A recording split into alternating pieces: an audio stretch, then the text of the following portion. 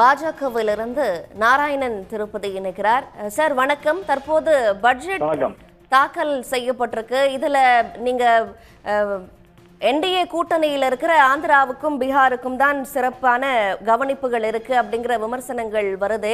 தமிழ்நாடு தமிழ் போன்ற எந்த ஒரு வாக்கியங்களுமே இடம்பெறல. தமிழ்நாட்டிலிருந்து பல்வேறு கோரிக்கைகள் இருந்தது. கடந்த காலத்துல தூத்துக்குடி சென்னை ஒட்டுன அந்த வெள்ள பாதிப்பு நிவாரணம் எல்லாம் வேணும்னு தொடர்ச்சியாக தமிழ்நாடு தரப்புல இருந்து கேட்கப்பட்டு வந்தது. அதை பற்றின எந்த ஒரு அட்ரஸுமே இல்லையே சார்?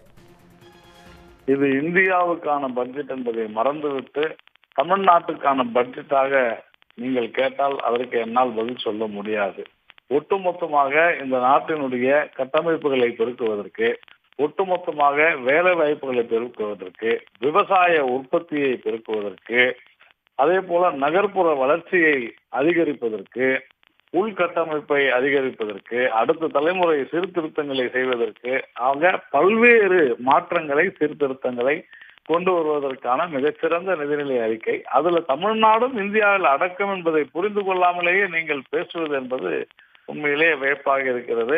ஆந்திராவை பொறுத்தவரையில அந்த மாநிலம் இதுவரையிலும் தலைநகரம் இல்லாத ஒரு மாநிலமாக இருக்கிறது. ஏற்கனவே இருந்த அந்த ஒரு அரசாங்கமானது சரிவர செய்யாத காரணத்தினால காங்கிரஸ் திமுக அங்கம் வகித்த காங்கிரஸ் கூட்டணி ஆட்சியில் இருந்த போது அவர்கள் செய்வதாக வாக்குறுதி அளித்ததை செய்யாமல் விட்டுவிட்டார்கள்.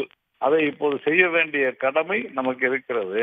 அதை என்டிஏ கூட்டணி என்று சொல்வது என்பது ஒரு மலிவானதாகத்தான் நான் பார்க்கிறேன். அது ஒட்டுமொத்தமாக அந்த மாநிலத்திற்கு செய்ய வேண்டிய விஷயம். அதே போல மிகவும் பின்தங்கிய மாநிலமான பீகாருக்கு அவர்கள் கேட்டுக்கொண்டதற்கு இணங்க உண்மையிலேயே அவர்கள் பாதிக்கப்பட்ட மாநிலமாக இருப்பதால் செய்யப்பட்டிருக்கிறது. தமிழ்நாட்டை பொறுத்தவரையில வெள்ள நிவாரணம் ஆகியவைகள் அந்தந்த நிதிநிலை அறிக்கையில அந்தந்த செலுத்தப்படும் என்பதை மிக தெளிவாக சொல்லியிருக்கிறோம். ஆல்ரைட் சார், ஒட்டுமொத்தமான இந்தியாவுக்கான பட்ஜெட் அப்படிங்கிறப்போ அதுல தமிழ்நாடுங்கிற பெயர் இடம்பெறலையே அப்படிங்கிற ஒரு கேள்விதான். இணைப்பில் வந்து கருத்துக்களை பகிர்ந்து கொண்டமைக்கு நன்றி. உடனுக்குடன் செய்திகளை தெரிந்து கொள்ள சன் நியூஸ் பெல் ஐகானை கிளிக் பண்ணுங்க.